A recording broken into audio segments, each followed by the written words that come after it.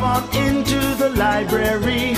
It's a place where I love to be. Look in a book, here's a story for you. Who makes stories when the day is through? Who makes stories when the day is through? Story makers, working through the night till the rising sun.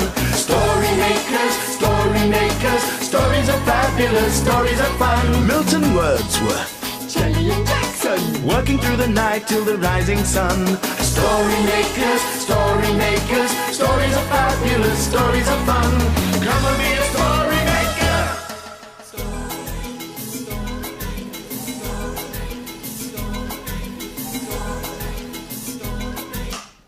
Story makers.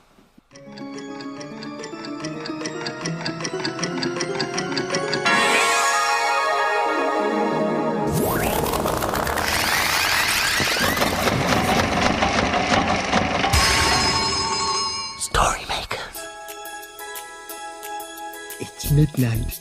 Hello. Has everybody gone? The sun is down, the stars are bright. Story makers come out at night. Milton Wordsworth, story maker and magical maestro, at your service. Milton, did you see the librarian's brooch? It was beautiful. Can I have one? Well, I'm not sure, Jelly Bean. You're a little young and you might break it or worse, lose it. But I love jewellery. Well, I don't.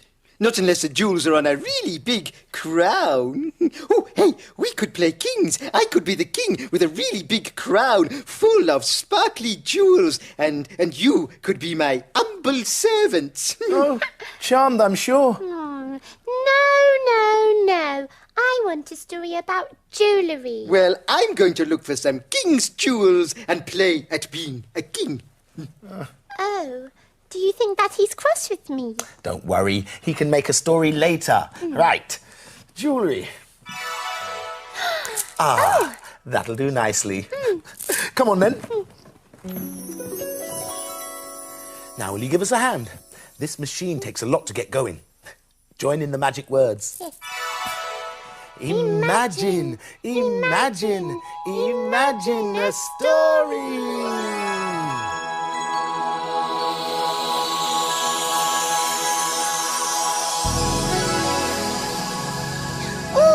It's a playbook. Kings and Queens.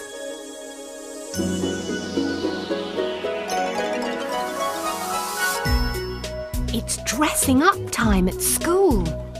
What's in the box? Who will we be today? Let's dress up as kings and queens. There are crowns, capes, feather boas and glasses. But the jewellery box is empty.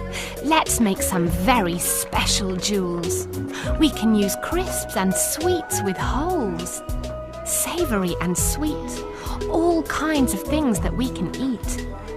And then we can use candy string to loop all these yummy things and make a necklace each for the kings and queens.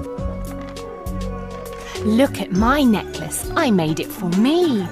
Here's one for you, Your Majesty. It doesn't quite sparkle, but it looks tasty enough to eat. Look at the jewels we have made. Fine enough for a royal parade. Oh, jewellery that you can eat. That's perfect. Make way for King Jackson. I am the King of Jackson, and I rule Jackson land. Look, I found these clothes and jewels in the dressing up box. They're good, aren't they? Can I be your queen so I can wear some of those jewels too? No, there's no jewels left. You can have this, I suppose. What is it? Well, it looks like a belt to me. Yes, and me. Well, I was going to use it for another story, but you can wear it if you like, Jelly. Oh, no thanks, it looks a bit big. Let's make a story. Very well. King Jackson, may I? By all means.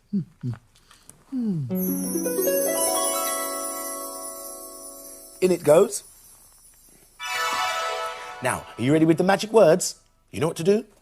Imagine, imagine, imagine a story.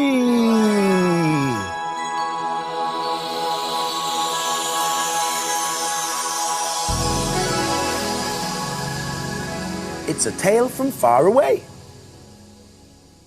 And it's called The King's Belt. One morning, Rabbit found a tasty carrot in the king's garden. She took great care to eat it quietly, because nearby lay a sleeping cobra. The rabbit was so busy eating the carrot and watching the cobra that she did not notice the tiger creep up behind her.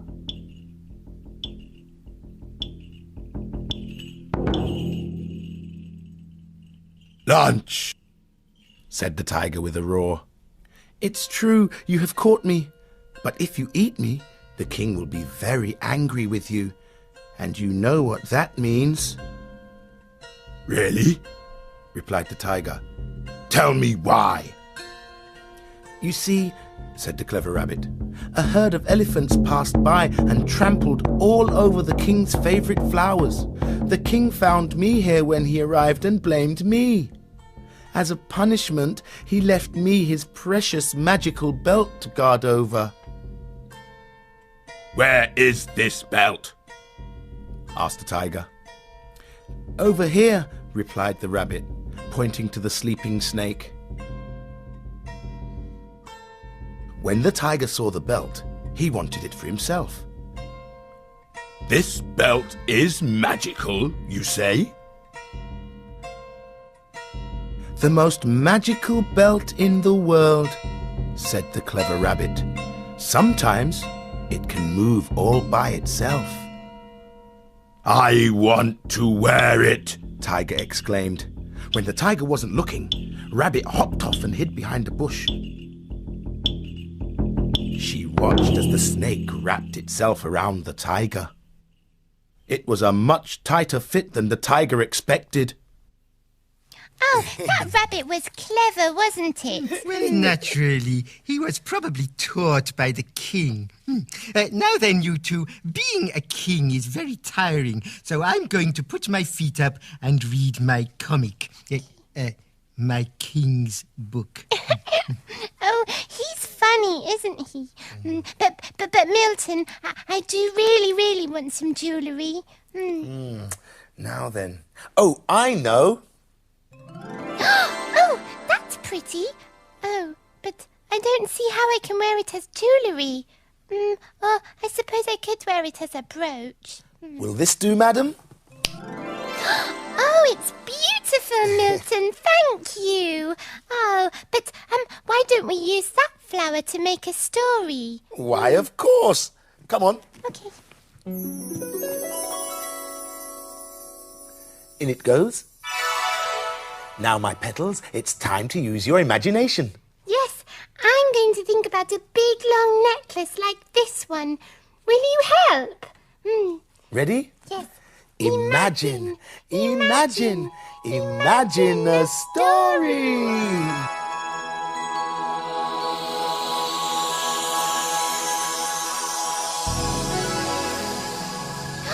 It worked! It's a blue cow story.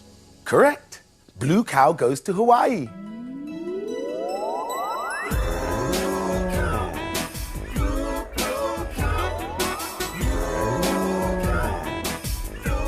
In a field not so far away from you is a herd of cows grazing quietly. They munch and chew on the lush green grass and are just like any other cows you could find. But one of the cows is different from the rest. Blue Cow wonders what on earth is out there in the big wide world beyond her field. One day, Blue Cow was looking at the flowers. I wonder what it would be like to wear flowers. The other cows sighed and shook their heads. She's off again. I wonder, said Blue Cow. Well, I'll never know unless I go. So Blue Cow caught the bus that stops beside her field. I'd like a ticket to a place where I can wear flowers, please. There you go, madam. Hold very tight. And they set off for Hawaii.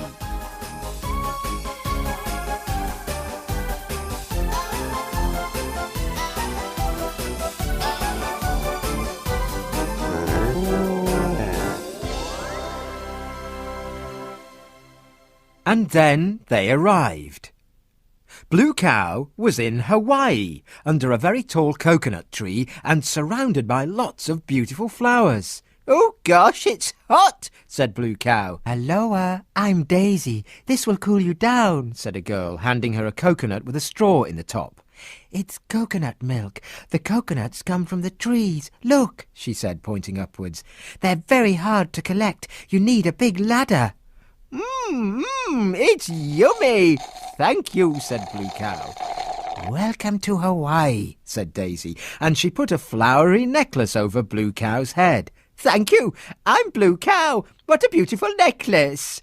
"It's a Hawaiian necklace. Would you like to try some traditional dancing?" "Oh, yes, please," said Blue Cow. So Daisy gave her a skirt made out of long pieces of grass and a crown of flowers to wear on her head. "It goes like this," said Daisy. "You sway your hips and move your hands from side to side. Swish, swish, sway." "Okay," said Blue Cow. She swish, swish, swayed to the left and swish, swish, swayed to the right. Oh, watch out," cried Daisy. Too late. Bump! She'd swish, swish, swayed backwards into the coconut tree. Whee! Plop, plop, plop, plop, plop. 5 big coconuts fell from the tree. "Oh, fantastic! What an unusual way to collect coconuts," laughed Daisy. "Now we can have a lovely drink. Thank you, Blue Cow." "Oh, you're welcome," she said.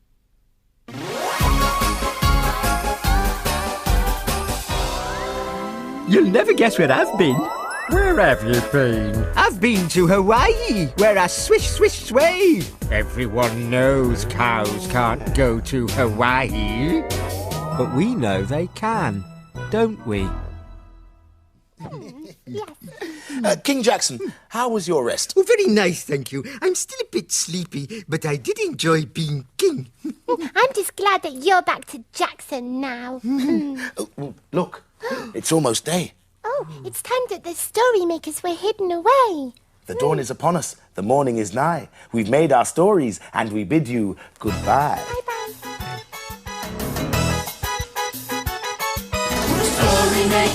Story makers, working through the night till the rising sun. Story makers, stories are fabulous. Thanks for helping. Bye, story makers. See you again soon.